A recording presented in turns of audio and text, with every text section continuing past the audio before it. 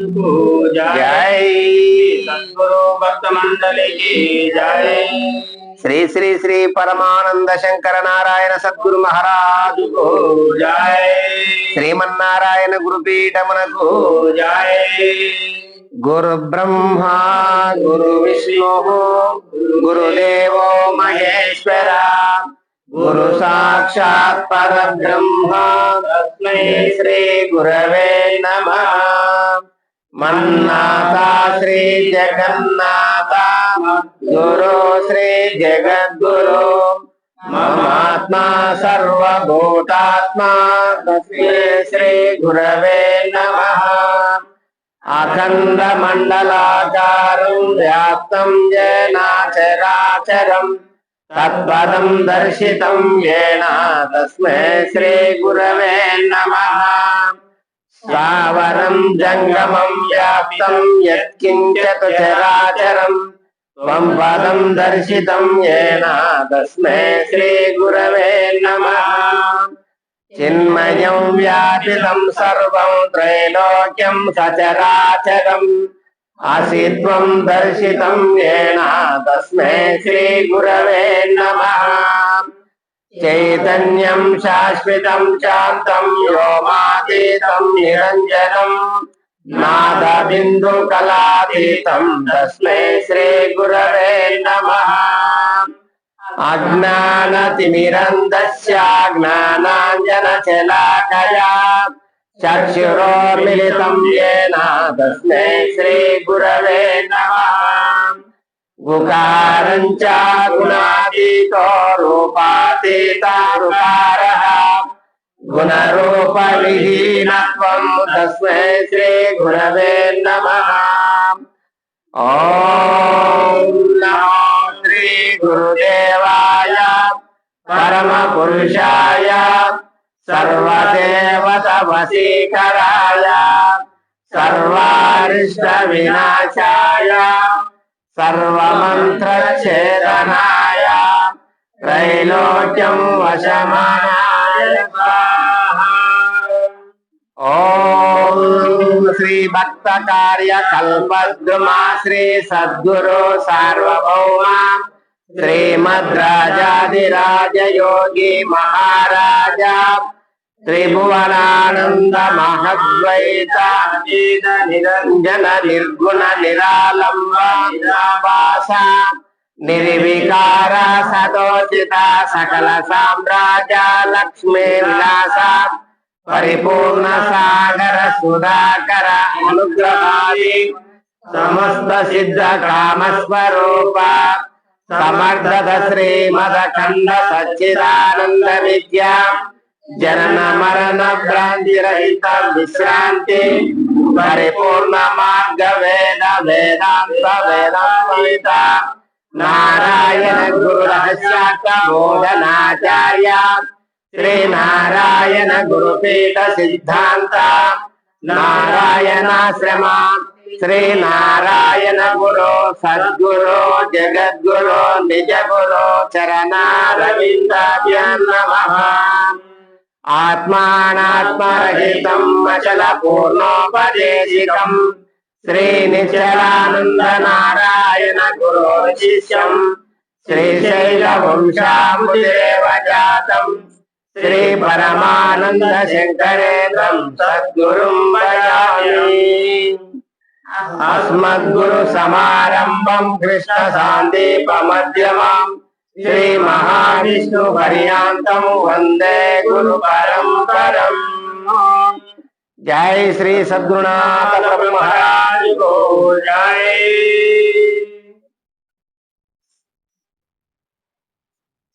ఈనాడు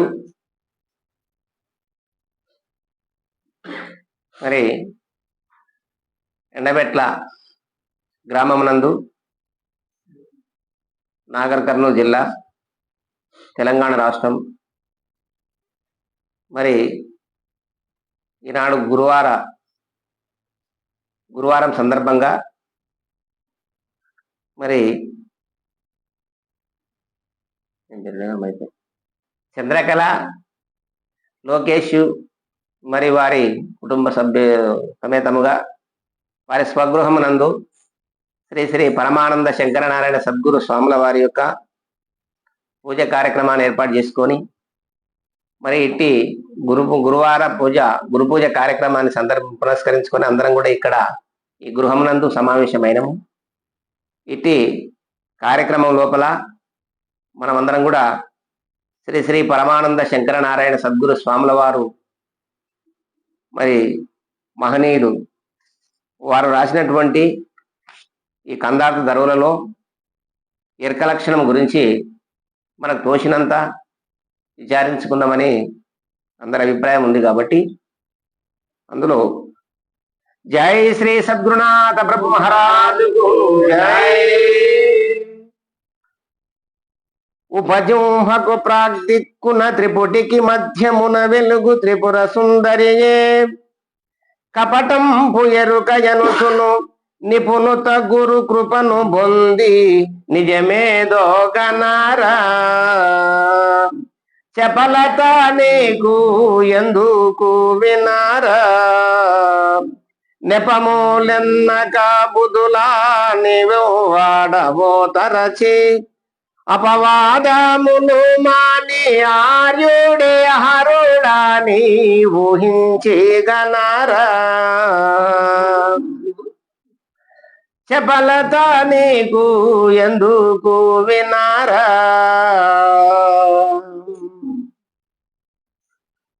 ఈ ఎరుక యొక్క అంటే దాని యొక్క నిర్ణయ స్థానమును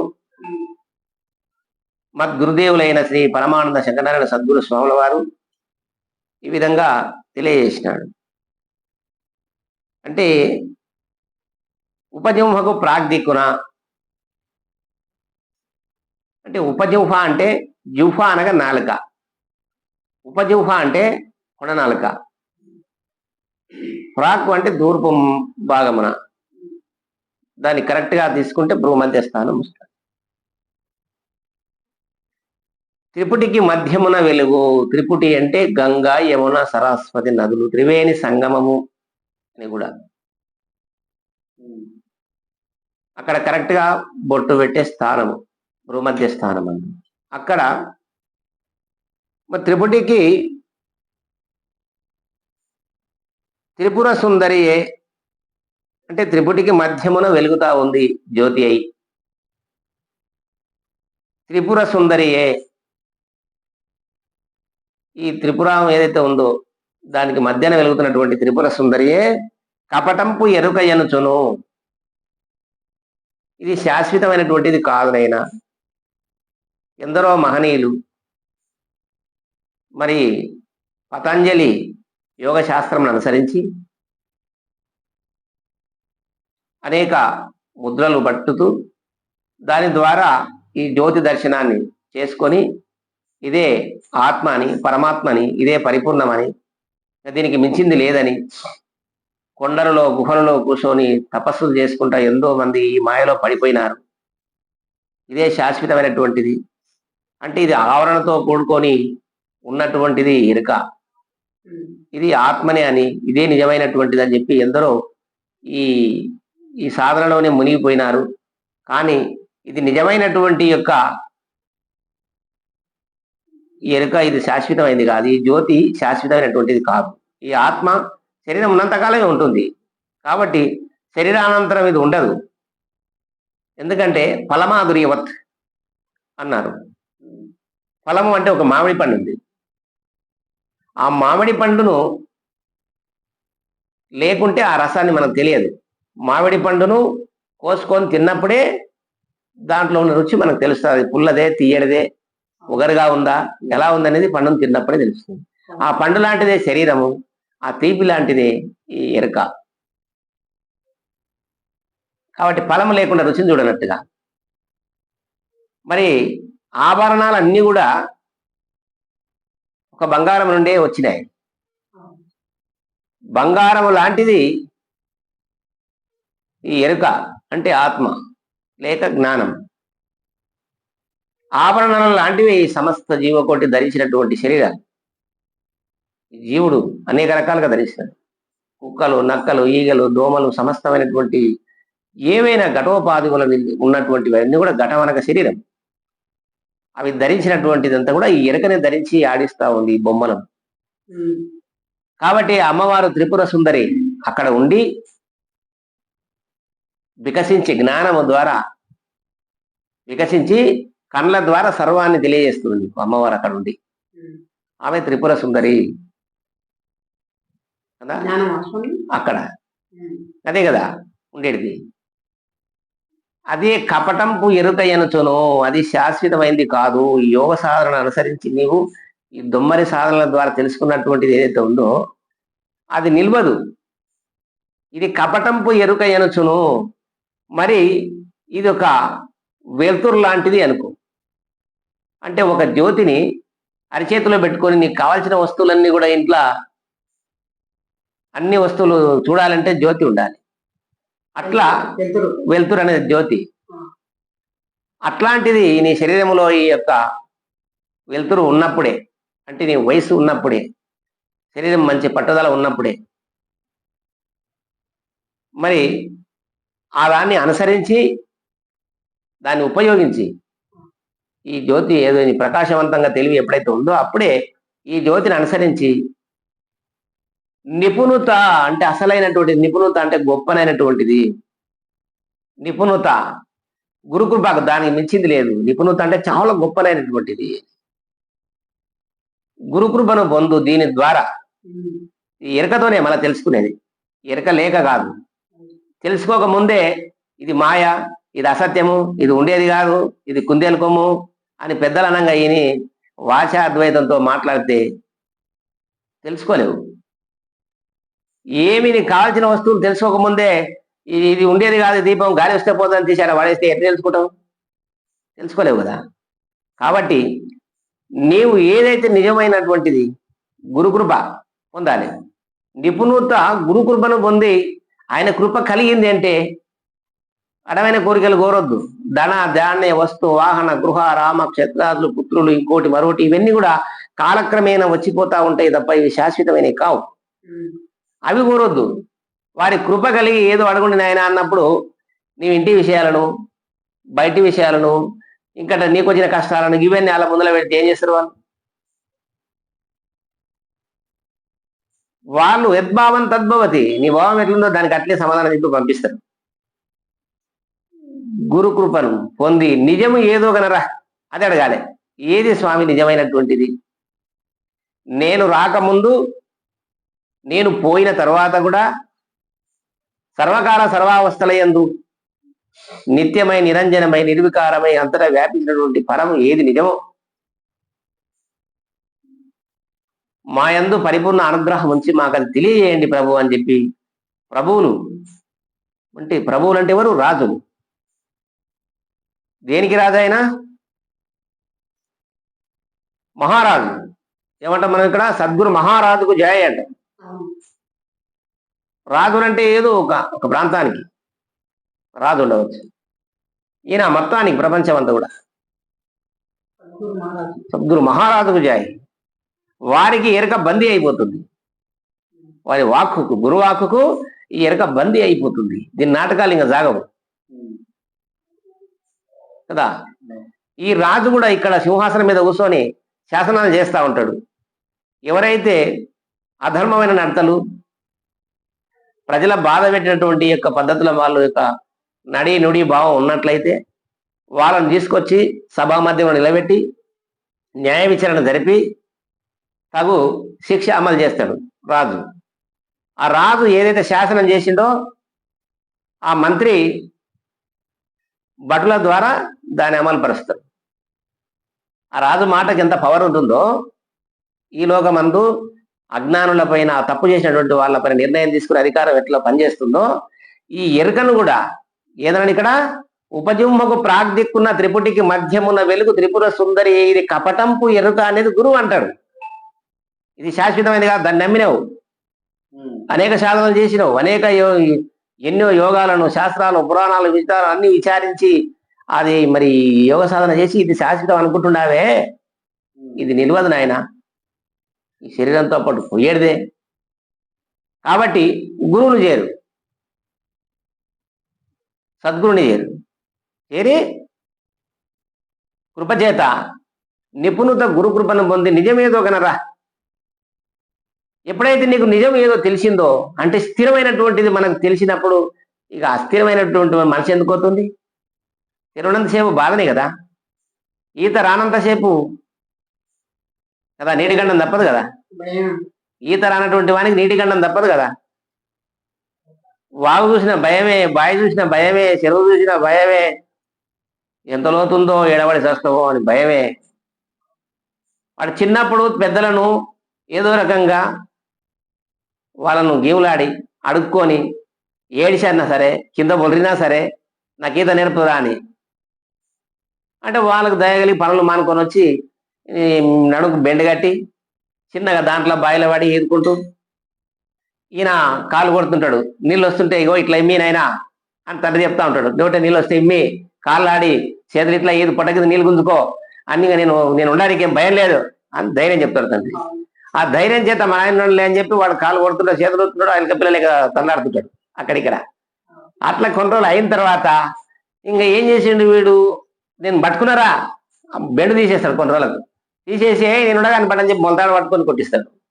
కొట్టించినాక వీడు ఇంకా మా నాయన ఉండని ధైర్యంతో కొడుతుంటాడు.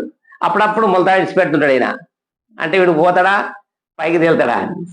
అప్పుడప్పుడు మొలతాడు ఇడిచిపెట్టే వరకల్లా అదే అలవాటు పట్టుకుని లేని ధైర్యంతో ఊకినే పోతుంటాడు. ఇంకా పట్టుకోకపోయినా పోతూనే ఉంటాడు. తండ్రికి తెలుసు, వానికి తెలియదు పట్టుకోవడం ఆయన అనుకుంటాడు. తండ్రికి తెలుసు పట్టుకోకుండా పోతున్నాడు వీడు అని తండ్రికి అర్థమైంది. తండ్రికి అర్థమైంది కాబట్టి మలతనాడు ఏం చేసిండు, నేను ఉంటా పారా ఇద్దరం దుఃఖం అంటాడు. ఆ మూట సిమ్ముల మీదకి వచ్చి వాడిని అల్ల పడేస్తాడు. బయట పడేస్తాడు. పడేస్తే వీడు మొత్తుకుంటాడు కదా స్థిరాన్ని బాధతోని, అనవసరంగా నన్ను బయట పడేసానే అని చెప్పి ఆ భయానికి కాలు లోపలికి పోయినా సరే ఈదుకుంటా కుక్క పిల్లలకి బయటకు వస్తాడు. అయిపోయా తండ్రికి ధైర్యం వచ్చింది, నమ్మకం దోసింది వీడు బయటకు వస్తాడు అనేది. అట్లా గురువు కూడా మన పైన రావాలి అంటే గురు పంచ కాచి ఉండాలి కదా. వాడు నీటి గండం పోయింది కదా, మరి ఇది నీకు మరణ గండం పోవాలి కదా, పుట్టనే కూడా అనేది రోగం పోవాలి కదా కదా. నీటి గండం ఈత వస్తే నీటి గండం బాయగా ఎంతలో తను బాయతో లోతుతో నీకే సమానం ఈత వచ్చింది కాబట్టి ధైర్యం ఈ తగలుగుతాను. మరి ఇది ఎరక ఎంతనైనా విజృంభించంలే, ఎవడుంటే ఏమీ భయం రా. ఇంక అయిపోయా, నీకు సావు పుట్టనే లేదు అని దృఢం అయిపోతే నేను అయినాక ఇది తప్పే, నీకు పుట్టేలే సచ్చేలేదు గండం తప్పాలి కదా. అట్లా పెద్దలు మహనీయులు ఆ విధంగా మనకు శిక్షణ. అట్లా గురువు గారి దగ్గర అట్లా అడిగి తెలుసుకోవాలి. దీంట్లో కూడా ఎట్లా నిజమేదో గనరా, నిజం ఎప్పుడైతే నీకు తెలిసిందో అది నిజం అయ్యి నీకు అర్థమైంది. ఏమి ఈత వచ్చింది కాబట్టి ధైర్యం వచ్చింది, నిజం అర్థమైంది కదా. జావని నేను చచ్చిపోనాను, నాకు ఈత వస్తుంది లేదు, ఈత వస్తుంది కాబట్టి నేను చచ్చేయలేదు. ఇది కూడా బోధ దృఢమైతే ఒక వణుకుడు పోతుంది, నీకు భయం లేదు కదా. నిజమేదో గనరా. ఇంకా చెప్పలత నీకు ఎందుకు వినరా? చెప్పలాత అంటే చంచల స్వభావము, అంటే గురువు సాక్షాత్ పరమాత్మ స్వరూపుడే, ఇతను సామాన్యుడు కాడు అనేది అప్పుడు దృఢమైపోతాడు. ఇంకా వెనక ముందు కాదు. ఈయన ఈశ్వరుడు ఎట్లయితాడు?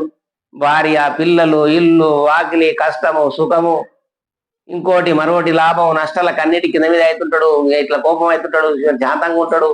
ఈశ్వరుడు అట్లా ఎట్లయితాడు, దైవం అట్లా ఎందుకుంటుంది అనేది అంతకుముందు ఉండే. ఎప్పుడైతే నిజాన్ని గ్రహించిన ఆ గురుకృప వల్ల ఇంకా నాటి నుండి మొత్తం పోయింది. అతనికి సాక్షాత్తు పరమాత్మ స్వరూపుడే, అన్యుడు కాడు. లేకుంటే నాకు ఎట్లా చెప్పగలడు? ముందు ఈయన గీత వచ్చింది కాబట్టి నాకు ఈత నేర్పిండు, ఆయనకి రాకుంటే నాకు నేర్పనికి రాదు. మరి వీళ్ళు గురుకృప వల్ల వీళ్ళు తెలుసుకున్నారు కాబట్టి మాకు చెప్పిండ్రు కదా. మంచి నీళ్ళతో కడిగితే బురద పోతుంది. బట్టలు ఎక్కడెక్కడో కూర్చొని మనం ఎడంటే ఎడ కూర్చొని మొత్తం బట్టలు నల్లగా అయిపోయింది, మట్టి అంతా అంటింది, మసి అంటింది, కుండలతో మసి అంటింది. ఆనాడు ఇంకా కుండలు ఉండేది, ఈనాడు సర్వలు అయినాయి, స్టవ్లు వచ్చినాయి, మసి అంటలేదు, తెలుస్తలేదు. ఇక మా అమ్మోళ్ళ కాలంలో కుండలే, ఆ కుండను ఇంత పెద్ద కుండ పెట్టి కట్టెలు పెట్టి పొగ సూరి కుండకు నల్లగా పడుతుండే. దానికి మళ్ళీ సబ్బు, అంట్ల సబ్బులు ఇంకోటి మరొకటి లేదు. ఇదేంది పీసనార పెట్టాలి, ఇసుక పెట్టాలి, తోతనే ఉండాలి. ఎక్కడ మైల అంటే పొరకాటేసి మలిపి కొట్టేది కొడాలను అట్లా అంటే మలిపి కొట్టేది. ఆ భయానికి ఎక్కడ తిడతారో అని చెప్పి అక్కడ మసి అంటే తెలియదు, ఏ స్తోతనే ఉండేది పట్టి వాళ్ళు తోముతుంటే బట్టల కథ మసి అంట కదా. మరి ఆ మసి మైల మొత్తం పోవాలి మట్టి అని చెప్పి అంటే అదే బురద నీళ్ళతో కడిగితే పోతుందా? శుద్ధ జలముతో కడిగితే పోయినట్టు. అంటే అది పెద్దలకే తెలియకుంటే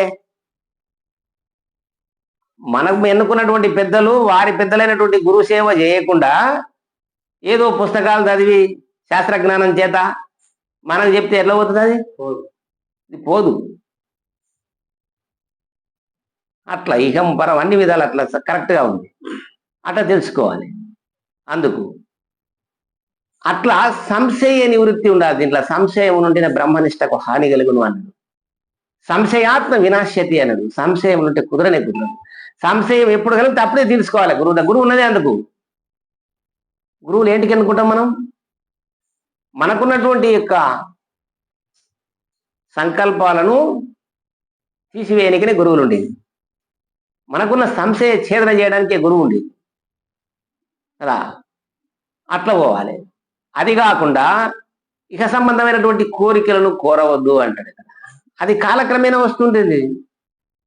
కాలచక్రం ఏదో తిరుగుతూ ఉంటే అవి వస్తూనే ఉంటాయి. కష్టము, సుఖము, శోకము, మోహం ఇవన్నీ వస్తూనే ఉంటాయి, పోతానే ఉంటాయి. లాభం, నష్టాలు ఇవన్నీ కూడా వచ్చిపోతుంటాయి. వాటి గురించి అయ్యో స్వామి ఇట్లా అయిపోయానే అంటే ఇంకేం చేసేది? కర్మఫలం అదంతా మనం చేసే కర్మ మీద ఆధారపడి ఉంటుంది. కాబట్టి దానికి జెరసకూడదు అని కదా. నిజమేదో కనరా, చపలత నీకు ఎందుకు వినరా? ఇంకా చపలత వద్దు, చంచల బుద్ధి వద్దు, నిలుకడతో ఉండు. నిలుకబడి అంటే నిశ్చలమైనటువంటి నీటిలోనే మన ముఖబింబం కరెక్ట్ గా కనబడుతుంది. ఆ నీళ్ళు ఎలా కదులుతా ఉంటే ఆకాశం అంతా ఊగుతా ఉంటుంది, చంద్రుడు ఊగుతా ఉంటాయి, నక్షత్రాలు ఊగుతూనే ఉంటాయి. మనం అందులో చూసిన మన ముఖం కూడా ఊగుతూనే ఉంటుంది. ఇంత పొడుగు నిజంగా ఊగిందే? ఆకాశం కదిలిందే? అట్లా పైకి చూస్తే నీళ్ళ చూస్తే కదులుతుంది, పైకి చూస్తే నిశ్చలంగా ఉంది. మరి ఎవరి ప్రాబ్లం అనాలి? నీళ్ళు కదులుతా ఉంది. నీరనగా ఏంది? అహంకారం. నీ అహంకారం చేత నిజాన్ని గ్రహించలేక చపల బుద్ధి చేత ఈయన ఈశ్వరుడు లేకపోతే మానవుడు అందరు ఉండి ఈయన సాక్షాత్ కాదు, పరమేశ్వరుడే, ఈయన సామాన్యుడు కాదన్నప్పుడు ఓహో నిజంగానే ఉండవచ్చును, లేకపోతే మనకెట్లా చెప్తాడు అని అనుకుంటాం. మళ్ళా అదే మళ్ళీ అవునో కాదో, ఉండదో లేదో ఎవరిన్నరపా, అవునో కాదో అంటే ఎవరు చూసిర్రులే, ఏదో వాళ్ళు చెప్పారు మనం విన్నాం అంతే. ఇది ఐకి నాయకి అంటే గాడి లక్షణం. మొదలు గాడి ఏం చేస్తుందంట? ఫస్ట్ ఓంకారం అవుతుంది, ఓ మన తర్వాత ఏమంటది ఇక్కడ? ఐకి నాయకి, ఉండడో లేదో అని. అందుకే మనసులు గాడిదలైనారు, కుక్కలైనారు, పందులైనారు. శివరామ దీక్షలు చెప్తాను ఈ జన్మలోనే. అంటే వారికి గుణాలు మారుతా వస్తాయి. ఏ గుణం కలిగితే ఆ జన్మ వస్తుంది అంటారు. గురుపుత్రుడు అయిన తర్వాత ఏ గుణం కలిగితే అదే జన్మ వస్తుందని చెప్పిండు ఆయన. గురుపుత్రుడు అయినా ఇక నాకు జన్మ లేదు అని మురిస్తే కాదు, కష్టపడాలి దీంట్లో కదా. అమ్మాయి వివాహం చేసుకున్నది మొదలు అన్ని సుఖాలను వదులుకొని ఇక్కడ అన్ని సేవలు చేస్తే కదా సంసారం అబ్బింది ఆమెకే కదా. అత్త తర్వాత ఈమెనే అత్తాయి. అట్టెట్లయితుంది? నేను రాగానే అత్త అవుతా అంటే అవుతుంది కావచ్చులే. పెద్ద గుడిసి కూర్చోవచ్చు నువ్వు, కానీ నీ కోడలు వచ్చి పిలవాలి కదా నిన్ను అత్త అని. కోడలు వచ్చి పిలవాలంటే కథ చాలా ఉంది. ఇల్లు వాకి నడుచాలి, సేవ చేయాలి, మొగని మెప్పియాలి, నువ్వు కొడుకుని కనాలి. కొడుకును కానీ ఆయన పెంచి పెద్దగా చేసి అన్ని చేసినాక వాడు వయసుకు వచ్చినాక వివాహం అయిన తర్వాత ఆయన వచ్చి అత్తమ్మ అంటే అది లెక్క, అప్పుడు సరిపోతుంది. కానీ మరి గురు సేవలు కూడా అంతే. ఉపదేశం అయినా నాకు జన్మ లేదు ఇంకా అంటే మురిస్తే కాదు, అట్లా సేవ చేయాలి. అది ఎట్లో ఇది అట్లే కదా. ఏమన్నాడు ఇక్కడ? గురువును నరుడని తలచిన, గురుడు నరుడని తలచిన, గురుమంత్రము మనిషి ఉన్న, గురుపుత్రులను ఆదరణ వినర్చకుండిన నరకము తప్పదు వానికి కరకంఠుడు పలుకుతుండు అంటాడు కదా. ఈశ్వరుడు ఆ విధంగా చెప్తా ఉన్నాడు. ఇది ఈ చంచల బుద్ధి పోవాలి. చెప్పలేదా నీకు ఎందుకు వినరా? ఎంత గొప్పగా చెప్పినాడు, చిన్న అర్థంలోన సమస్తాన్ని చూపినాడు స్వామి, మా స్వామి గురుదేవుల వారు. అందుకే నేను బంగారం ఇచ్చినాను పోరా, 12 అయితే వస్తువులు తయారు చేసుకోపండి అని మా స్వామి కదా. బంగారం ముద్దలే పడేస్తాడు. ఇంకా ఈ అవసరం అయితేగా, అవసరం అయితే దాన్ని వేసి గుంజి చేసేటప్పుడు తీయం చేస్తాడు, 2 పగ్గాల పెట్టు చేసి మంచి ఆభరణాలు తయారు చేస్తాడు. శిష్యుడు కూడా మంచి యుక్తిపరుడు అయితే దాన్ని అలంకారంగా మార్చేస్తాడు. దాని పదాలను విప్పి పద విభజన చేసి దాంట్లో ఉండే అర్థాన్ని బయటికి తీసి సామాన్యులకు అర్థమయ్యే విధంగా దాన్ని తీసుకొచ్చి, అబ్బా ఇంత గొప్పగా రాసినాడా వాళ్ళ గురువు గారు అనేది అర్థమైనప్పుడే కదా అనుకునేది.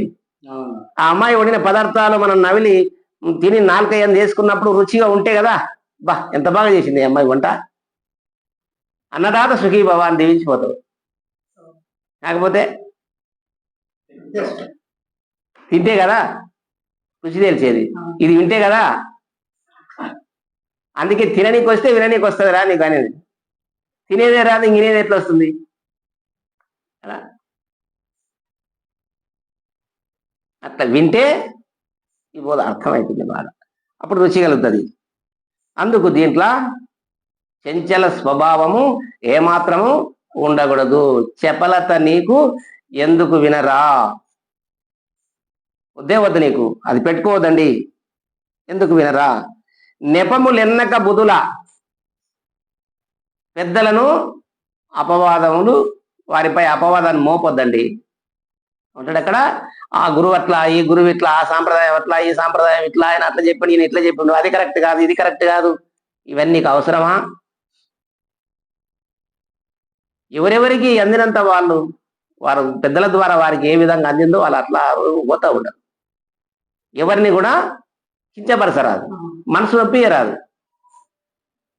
నీవు పనివడమైతే, నీకు ఆ ఓపిక ఉంటే, ఆ నేర్పు ఉంటే, ఆ విధానం ఉంటే వారిని కూర్చొని సమాధానపరిచి ఇంకా సంతృప్తి పరచు నీకు వీలైతే. లేదుంటే మౌనంగా ఉండు కదా. అపవాదములు మాని, నేను కష్టపడ్డా, మా గురువు చెప్పలే, ఈ టైం పోవక వినక గురుసేవ చేయక నేను ఇంత సేవ చేసినా మా గురువు గారు ఏం చెప్పిపోయా, ఇది అపవాదు కదా. ఏంటి అట్లా మోపకూడదు అని. నెపములు ఎన్నక బుధుల, నెపములు ఎన్నక బుధుల పెద్దలను ఎక్కడ కూడా కించిత్ భావంతో చూడకూడదు. వారిని ఎప్పుడు కూడా ఆయన మహామేరు పర్వతాలుగా భావించాలి వారు. ఎందుకంటే ఎంతో కష్టపడి ఆ స్థానానికి వచ్చిండ్రు వారు, ఊరికేనే కాలే. అది ఈ వెన్న ఎక్కడ ఉండే, ఫస్ట్ ఈ పాలు గడ్డిలో ఉండే, ఆ గడ్డిని పశువులు తిన్నాయి, ఇన్నే పశువులు తిన్నాయి అనుకో, అన్ని తిన్నాయి, అన్ని ఇస్తాయి పాలు. దున్నపోతులు తిన్నాయి, ఎడ్లు తిన్నాయి, అన్ని ఇస్తాయి పాలు. గడ్డి తిన్నాయిగా, మరి పింతేవా? అట్లయ్యవు. ఏదైతే ఆ గడ్డి తిని మరి ఆ గడ్డి ద్వారా ఎప్పుడైతే ఈనినటువంటి ఆవులు కానీ ఈనినటువంటి బర్రెలు కానీ అవి తిన్నటువంటిది దాని లోపల ఆ కెపాసిటీ ఉంది. అది ఆ గడ్డిని రక్తంగా మార్చి, రక్తం పాలుగా మారి, ఆ పాలు మనం తీసుకొని ఆ పాల నుండి మరి వెన్నను బయటికి తీయగలిగినప్పుడే కదా తిరిగి మళ్ళా వెన్న కలుస్తుందా? కలవదు కదా. అందుకే ఎంత గొప్పగా చెప్పుకోండు అపవాదములు మాని. ఆర్యుడే హరుడని, ఆర్యుడే హరుడని. ఆర్యులు అంటే ఎవరు? గురువులు, మనకు ఉపదేశం చేసినటువంటి వాళ్ళు. ఆర్యుడే హరుడని ఊహించగలరా? ఏమన్నాడు అక్కడ? ఊహ. నీ ఊహ అంత గొప్పగా ఉండాలి. అందుకే అన్నారు యద్భావం తద్భవతి. నీ భావం అట్లా చూస్తే అట్లే కనబడతారు. భావ శుశ్రూష అనేది అప్పుడు కుదిరినట్టు. నీ భావం లోపల గురువును అక్కడ ప్రతిష్ఠించుకోవాలి, నీ హృదయం లోపల. ఇప్పుడు చెప్తారు మరి గంట ఒప్పుకుంటా ఆహ్వానిస్తుంటాం కదా దేవతలను. గమనార్థంతరాక్షసం పోతా ఉండు. తత్రదేవత ఆహ్వాన లాంఛనం, ఘంటారామం కురు అంటాం. అంటే గంట ఒప్పుకుంటే ఓ రాక్షసులారా బయటికి వెళ్ళిపోండి, దేవతలారా లోపలికి రండి, సింహాసనం మీద కూర్చోండి అని అంటే, అంటే ఇది సింహాసనం, హృదయ సింహాసనం అందు మనం కామము, క్రోధము, లోభము, మోహము, మదము, మాత్సర్యం, ఈర్ష్య, అసూయ, దంభ, దర్ప, అహంకారాది గుణాదులు, ఇసనత్రయాలు, వాసనత్రయాలు, అనేకమైనటువంటి దుర్గుణాలు, అజ్ఞాన సంపద మొత్తం చిన్నప్పటి నుండి మనల్ని నేర్పినారు కదంతా. ఎందుకంటే ఈ సంసార ధర్మం కట్టుకో, ఇదంతా మమ్మల్ని తరింపజేయరాని, అగో ఇల్లు చూడు, వాకిలుడు, భార్య, పిల్లలు, అగో అన్నలు, తమ్ములు అని ఇదంతా భ్రాంతి వచ్చేసింది మనకంతా. మరి వీటి సంబంధమైనటువంటి అజ్ఞానం స్థిరపడింది, ఇది వెళ్ళిపోవాలి మొత్తం ఉన్నట్టే, ఇది పోవాలి గురు కృప వల్ల. ఇది పోయినప్పుడే ఈ గురు వాక్యాలు ఇది ఖాళీ అయిపోతేనే అప్పుడు గురువు వచ్చి మన సింహాసనం, హృదయ సింహాసనం మందు ఆసీనుడు అవుతాడు. మన హృదయంలో ఎప్పుడో గురువు ఉన్నాడో ఇంకా చెప్పేది ఆయనని, చూసేది ఆయన, నడిచేది ఆయన్ని, ఇంకా వేరే లేదు. పలికేటిది భాగవతమట, పలికించేటి వాడు రామభద్రుడట, నే పలికితే భవహారం అగునట అన్నాడు భక్తబోధన గారు. ఏం చెప్పినైనా నేను చెప్తున్నానడా, పలికెటిది భాగవతమట, పలికించేటి వాడెవరు రామభద్రుడట, నే పలికితే భవహరం అగునట. భవం అంటే పుట్టుకనే లేకుండా పోతుందట, భవహరం అయిపోతుంది. అట్లా ఇంకా భావం కుదిరినట్టు వాళ్ళు అనుకోకుండా వచ్చేస్తుంటుంది. సాక్షాత్ ఈశ్వర భావం తన లోపల కూర్చుంటుంది, ఈ కించిత్ భావం లేకుంటది. అట్లా హరుడే హరుడని ఊహించగనరా, చపలత నీకు ఎందుకు వినరా. నీవు సంశయం పెట్టుకోవద్దండి. మీరు అగ్ని దగ్గర పోయినటువంటి చలి ఎట్లయినా పోతుంది, తింటే ఆకలి ఎట్లయినా తీరుతుంది కదా.